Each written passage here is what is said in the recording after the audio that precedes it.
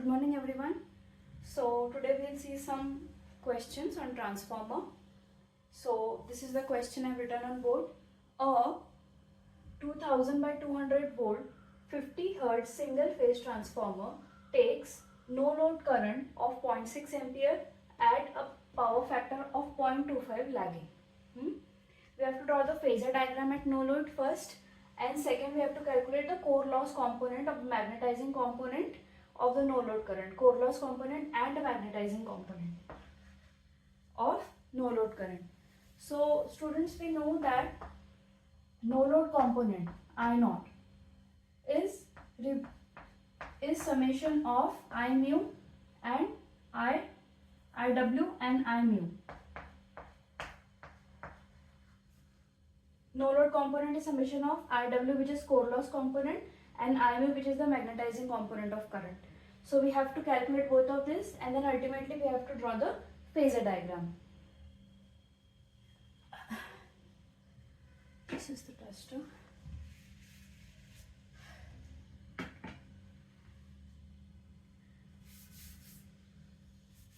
So we have given no load component I naught, which is 0.6 amperes, okay, and at a power factor of 0.25 lagging. Power factor cos phi naught, power factor कितना दिया है हमें 0.25 lagging, 0.25 lag. Okay, so this phi naught is with us. We'll take the reference V1 as reference. Okay, so this I naught, which is cos phi naught, is given. This is suppose I naught, and this is the angle phi naught. Okay, which is the angle between V1 and I naught. Taking V1 as reference. Okay, so we'll find out the angle first. Phi naught is equals to cos inverse of 0.25. So let's see. Shift cos inverse of 0.25. Okay, so it is the angle is coming 75.52 degrees. Okay, lag means minus. So we'll note it down over here. This angle is our minus 75 or 75.52 degrees. Okay, taking V1 voltage as reference. V1 is the terminal voltage on primary side.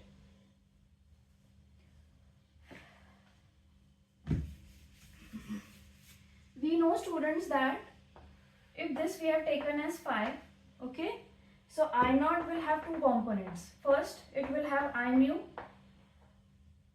and this component which is IW, right? So if we take cos phi, with I naught cos phi will be IW and I naught sin phi will be I mu. So we'll do that. First we'll calculate IW, which is the core loss component. Core loss component.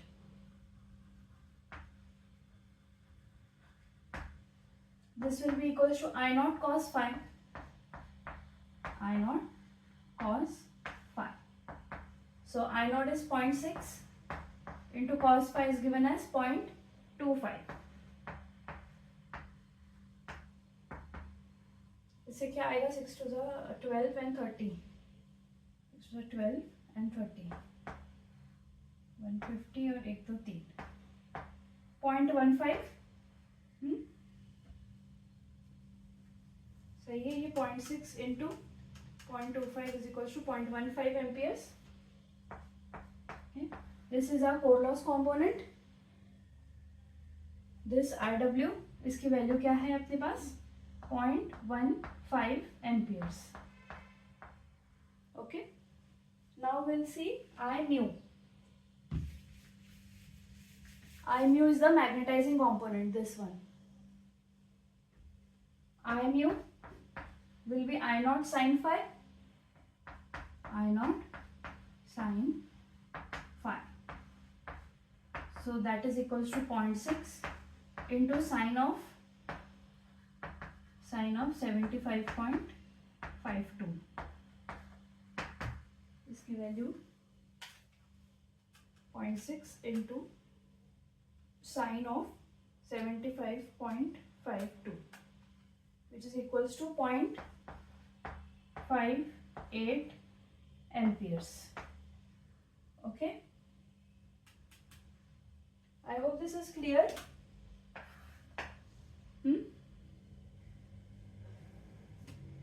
Now IMU की value हमारे पास आ गई है 0.58 amperes. The second part is we have to draw the phasor diagram also. So let's see how will be the phasor diagram. वैसे तो ये बना हुआ है, but I'll explain you once more. V1 को हमने रेफरेंस लिया, V1, ओके. इसके I0 कंपोनेंट जो है हमारे पास 75.52 एंगल निकाला है हमने, तो ये 75.52 डिग्रीज. ओके, इसके दो कंपोनेंट्स आएंगे, I mu and I W. This is our I W core loss component. Okay, हमने इन सब की वैल्यूज निकाल ली है. फाई और फाई से 90 डिग्री लैगिंग क्या होगा हमारा, E1. V1 will be equals to minus of E1. Okay, I think this is clear.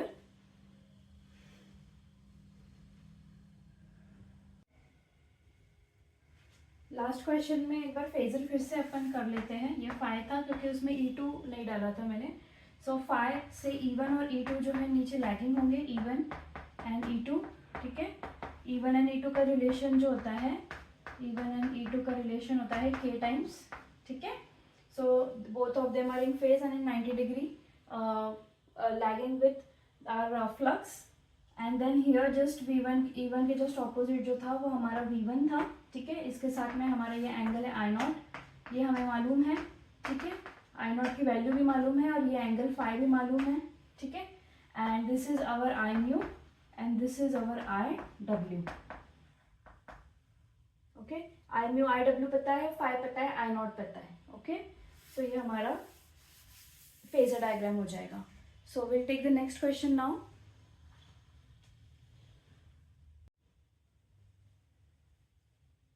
Okay, so this is our second question. 20 kVA 2000 by 200 volt 50 hertz single phase transformer has no load current 1 ampere at 0.2 power factor lagging. The equivalent leakage impedance referred to primary is 5 plus j10 ohm. The transformer supplies a full load of 20 kVA at 0.8 power factor lag. We have to calculate the primary current I1. So concept, what a concept says, हमारा अगर ये phase phi है, phasor समझते हैं, phi phase है. ठीक है, E1 और E2 यहाँ पर प्रोपोर्शन में होंगे. इसके जस्ट रिवर्स में हमारा ये माइनस E1 होगा.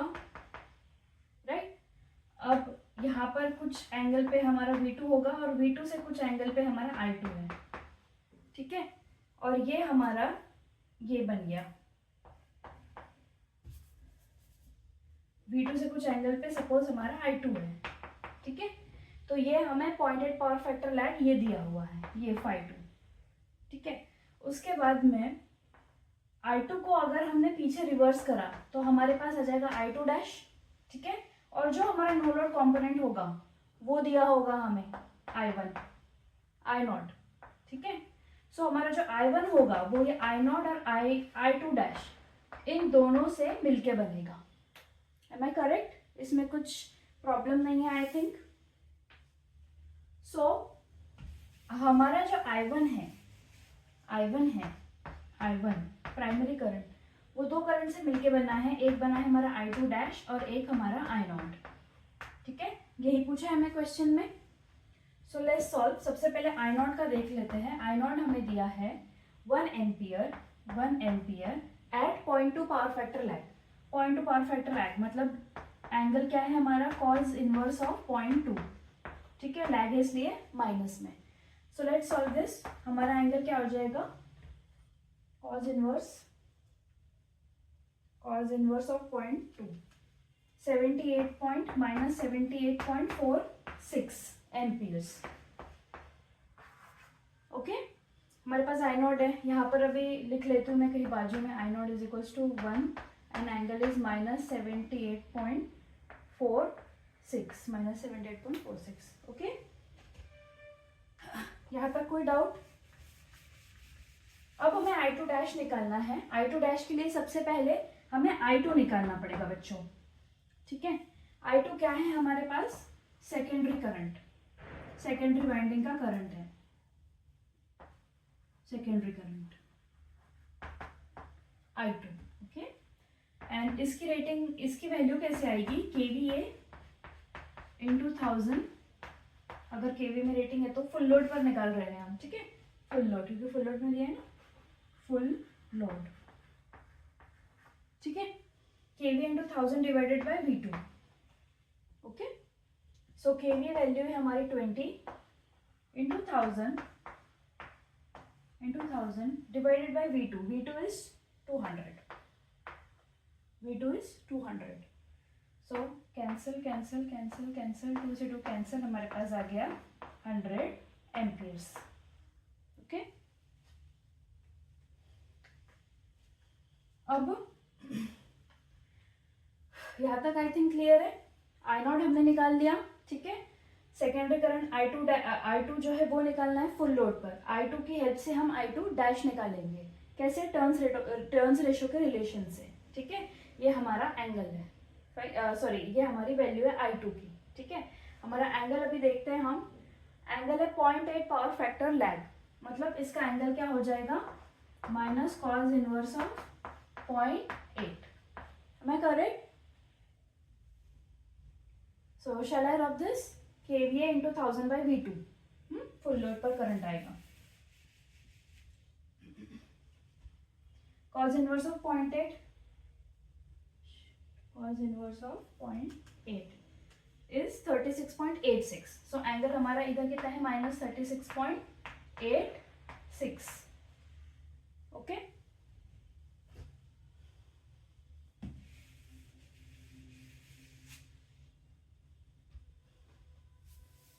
हमारा I2 डैश जो है that will be equal to now 200 divided by 2000, turns ratio है ना K, इंटू 100 एम्पियर्स. ठीक, 100 से 100, 0 से 0 कैंसिल, यहाँ से 0 से 0 कैंसिल, 2 से 2 कैंसिल, बचा 10 एम्पियर्स. 10 एम्पियर्स. ठीक है, एंगल तो वही है -36.86. वो सिर्फ ऐसा अपोज हो जाता है, राइट? यहाँ तक क्लियर है? आई थिंक यहाँ तक सब क्लियर है. तो मैं कहीं पर नोट कर लेती हूँ इसको. Shall I rub this now? I1 equals to I dash plus I0.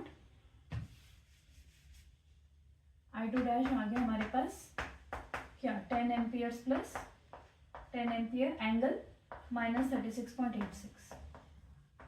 Simple. I2 dash आ गया और I0 हमारे पास ऑलरेडी था ही. ये दोनों को ऐड करके हमारा प्राइमरी करंट I1 निकल जाएगा. सो हम इसको ऐड कर देते हैं. कितना हो जाएगा? 1 angle -78.46 plus 10 angle -36.86 equals to 8. हमारा I1 जो प्राइमरी करंट है वो आ गया 8.201. इमेजिनरी पार्ट है इसका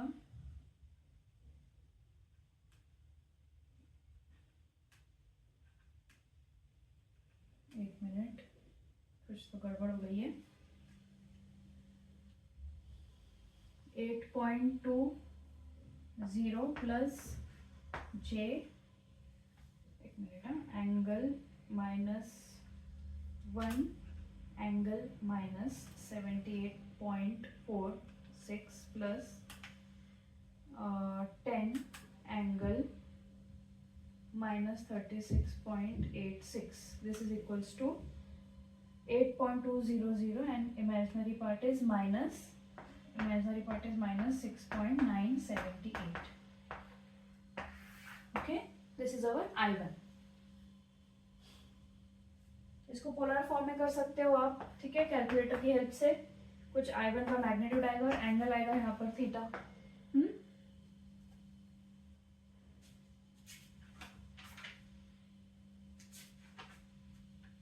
सो अब समझने के लिए एक बार इसका फेजर डायग्राम बना ले। फेजर डायग्राम बना ले। अब ये सब उसने बोला है प्राइमरी को इतना इम्पिडेंस हमने रेफर किया है, ठीक है।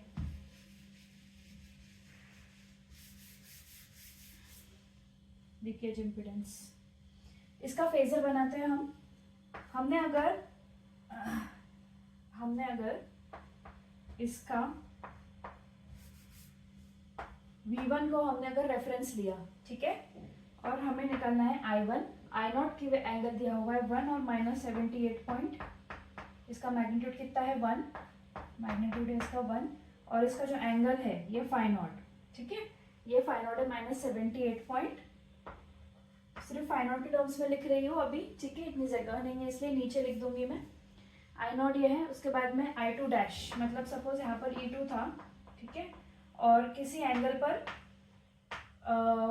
I2 होगा, ठीक है, E2 से।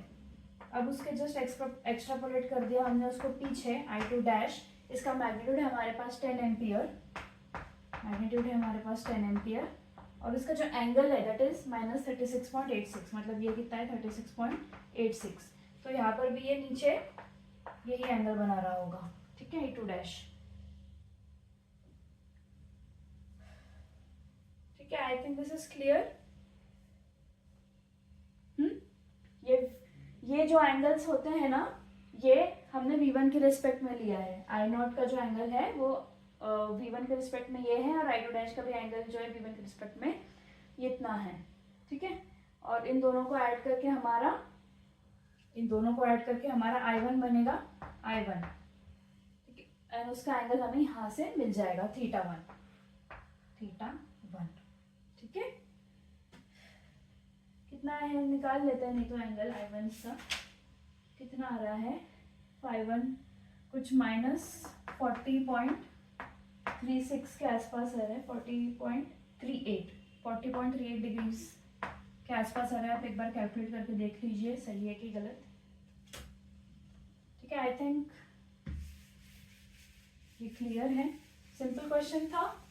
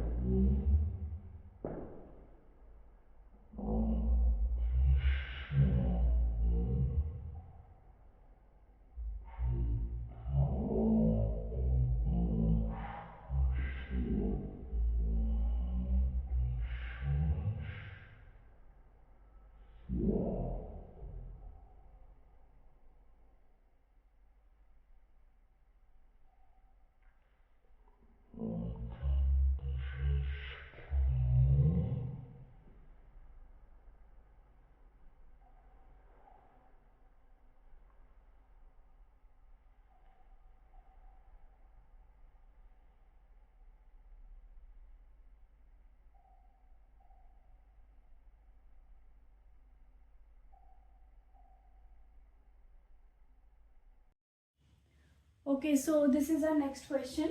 ठीक है, इसमें दिया हुआ है 50 kVA 1100 by 110 volts 50 hertz transformer supplies a full load at 0.9 power factor leading. transformer parameters R1 X1 R2 X2 दिया हुआ है. नो लोड करंट हमें नेग्लेक्ट करना है, आई नॉट नेग्लेक्ट करना है. Calculate primary voltage V1 to maintain the secondary terminal voltage मतलब V2 as 110 volts. ठीक है, सो हमें कंसेप्ट क्या कहता है बच्चों, सबसे पहले हम K निकाल लेंगे.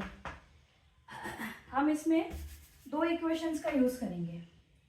एक तो हमारे पास V1 is equals to E1 plus I1 Z1 I1 R1 plus I1 X1, right. Similarly V2 is equals to E2 is equals to V2 plus I2 Z2 लिख रही हूँ. ठीक है, इसको भी सिंप्लीफाई करके I1 Z1 लिख रही हूँ मैं, राइट. ये दो इक्वेशंस का हम यूज करेंगे इसमें. सबसे पहले K निकाल लेते हैं. 110 बाय 1100, इसकी वैल्यू कितनी आई है 0.1. ओके, अब I2 निकाल लेते हैं. I2 के लिए full load secondary current at full load. ठीक है, फुल लोड उसकी क्या वैल्यू होगी KVA into 1000 divided by V2, correct. So KVA is 50 into 1000 divided by V2 is how much 110. ठीक है, इसको सॉल्व करेंगे. इसकी वैल्यू क्या आ रही है, फटाफट से कैलकुलेटर से सॉल्व करते हैं हम. क्या आ रही है 50 into 100 is equals to 5000 divided by 11. This is equals to 454.545. ठीक है, एंगल क्या है बच्चों, इसका दिया हुआ है हमें 0.9 लीड, राइट. 0.9 लीड दिया हुआ है. So it is plus cos inverse of 0.9 सो हमारे पास I2 क्या आ जाएगा, I2 आ जाएगा 454.545 एंगल. कैलकुलेट कर देंगे इसको. Cause inverse of 0.9 is 25.84 degrees और लीड पर पॉजिटिव है. ठीक है, लास्ट क्वेश्चन जैसा ही हो रहा है. यहाँ तक तो कोई प्रॉब्लम नहीं होगी शायद आपको. यहाँ तक कोई प्रॉब्लम नहीं है. अब I2 डैश निकाल लेते हैं हम. I2 डैश कितना होता है, I2 dash is equal to K times of I2. K हमारे पास है 0.1 into I2 is 454.545 and angle is 25.84. Fine. So ये कितना हो जाएगा 45.45 and angle is 25.84. Okay, this is our I2 dash. ठीक है, अब ये जो I2 डैश है ना बच्चों, यही हमारा I1 है. क्यों, क्योंकि I1 होता है I not know load current plus I2 dash, right. अब हमारे पास दिया हुआ है कि हमें नो लोड करंट निगलेक्ट करना है. मतलब इसको अगर निगलेक्ट कर दिया 0 मान लिया, तो I1 इज इक्वल्स टू क्या हो जाएगा, I2 डैश हो जाएगा. So this is our primary current. ठीक है, I1 भी कह सकते हैं. I1 equals to I2 dash and उसकी वैल्यू क्या आ गई अपने पास 45.45 एंगल 25.84, राइट. अब हमें E1 नहीं मालूम है. ठीक है, E1 नहीं मालूम है, E2 नहीं मालूम है. E2 निकाल लेते हैं. E2 के लिए इक्वेशन क्या है, E2 is equals to V2 plus I2 into R2 plus J times of X2. सही है. सो V2 हमारे पास कितना है, दिया हुआ है 110 वोल्ट्स प्लस I2 इज इतना 454.545 और multiplied by R2 is 0.3 plus J times of X2 0.03. Okay, this is clear. So ये मैं फटाफट से आपको कैलकुलेट करके बताती हूँ कितना है।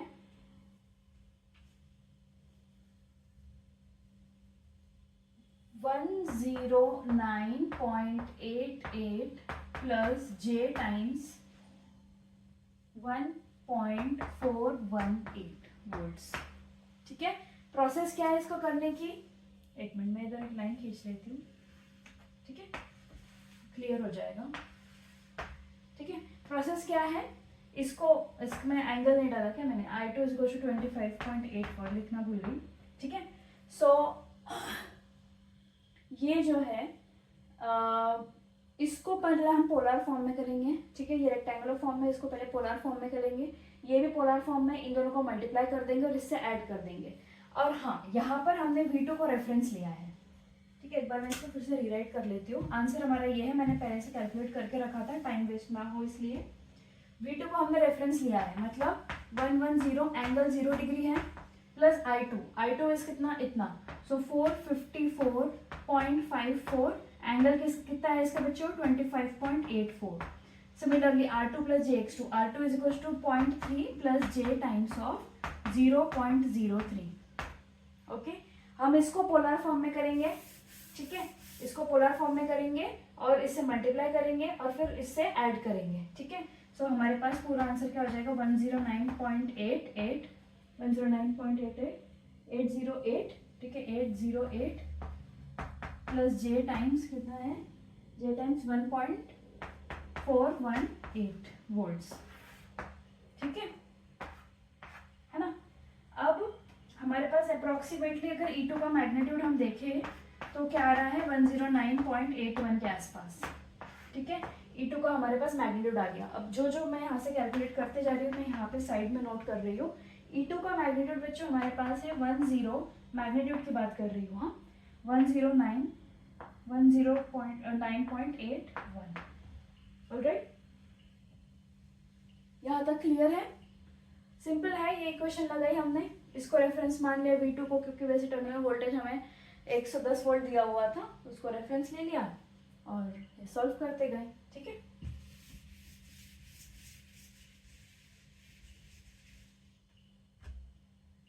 सिमिलरली I1, अभी क्या करेंगे, हमारे पास I1 की वैल्यू है, I1 R1 कर लेंगे फटाफट। I1 की वैल्यू हमारे पास है 45.45 एंगल 25.84 इंटू R1 कितना है, 0.1 ओम्स। ठीक है, एंगल तो उसका वही होगा, I1 x1 कैसे निकलेगा, हमारे पास है 45.45। ठीक है, angle 25.84 into J times of what, J times of 0.03, मतलब इधर जो है 0.03 से मल्टीप्लाई कर देना और एंगल जो है यहाँ पर प्लस 90 डिग्री हो जाएगा।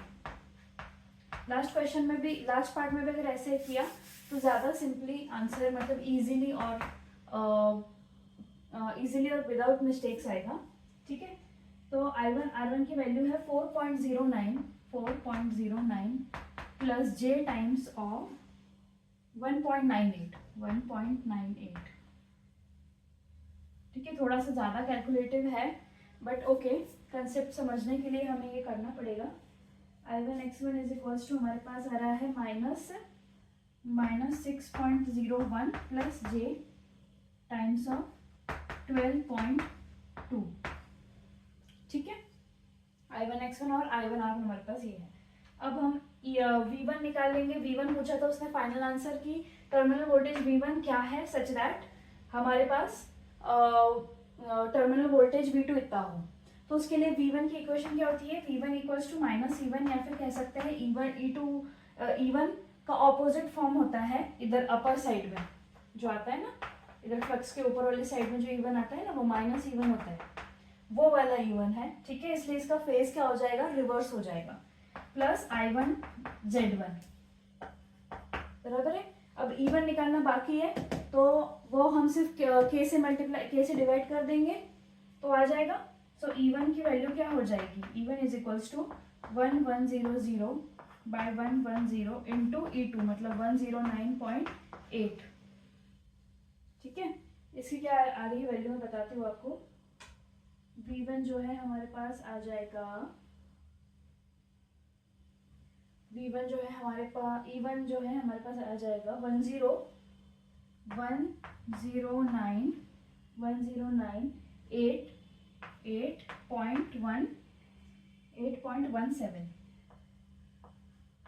8.17, ठीक है।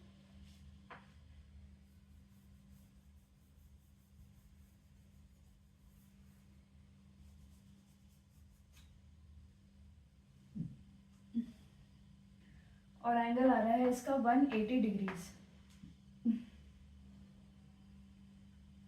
मतलब E1 जो है मतलब वो E2 के जस्ट ऑपोजिट है। सो ये जो है एंगल हमारा, अगर हमने इसको E1 मतलब E2/K किया तो हमारा E1 की वैल्यू आ जा रही है, और E2 जो है that is equals to E2 का एंगल हमें मालूम है अप्रोक्सीमेटली जे दिस, जस्ट उसका रिवर्स होगा, ठीक है। मतलब जो भी इसका E2 का जो एंगल था हमारा, ठीक है, E2 का सपोज कितना एंगल आ रहा था,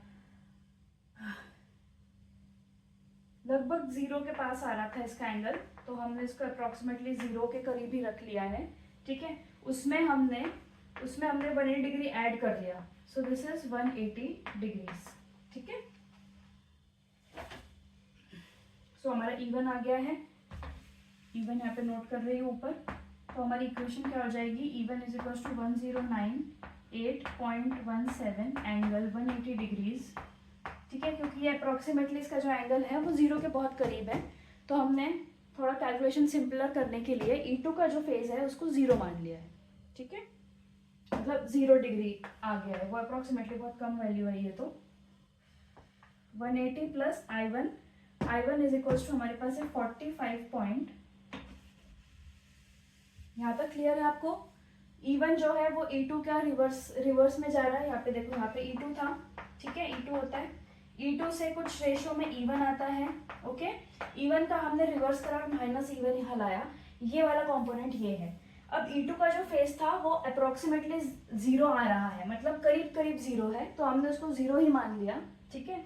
और क्या किया, अपना जो ये है E1 का फेज इससे आया, E1 तो E2 के फेज में ही है, तो दोनों का जो एंगल है अप्रोक्सीमेटली 0 है। और इसमें जब हमने ऐड करा है यहाँ पर, मतलब अपन अप्रोक्सीमेटली क्या मान रहे हैं कि E2 का जो फेज है वो V2 के फेज में है, E2 जो है वो लगभग V2 के फेज में है, क्योंकि इसका एंगल बहुत कम आ रहा है, ठीक है, लगभग V2 के फेज में है।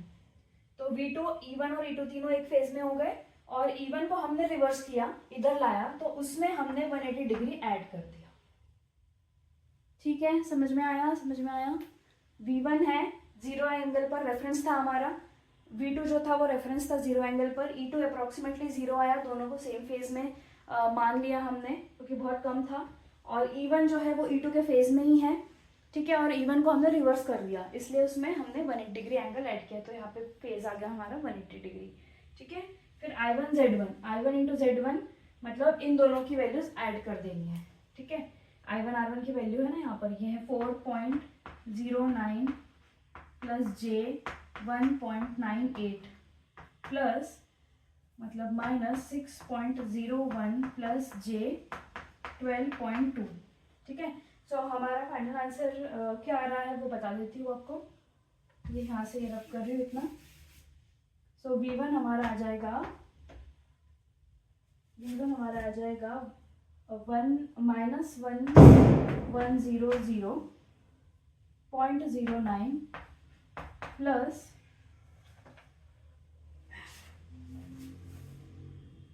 V1 equals to minus E1 and this is this, ठीक है। उसके बाद में ये आ जाएगा ये प्लस J टाइम्स ऑफ 14.18, मतलब इसका अगर मैग्नीट्यूड निकालेंगे V1 का, तो that is equals to 1100.18 volts, ठीक है। इसमें कुछ आपको मिस्टेक्स लग रही हो या लग रहा हो कि आप कहीं पर तो भी मैंने कुछ गलत किया है तो प्लीज़ लेट मी नो। वैसे तो मैंने इसको चेक किया है, सही है।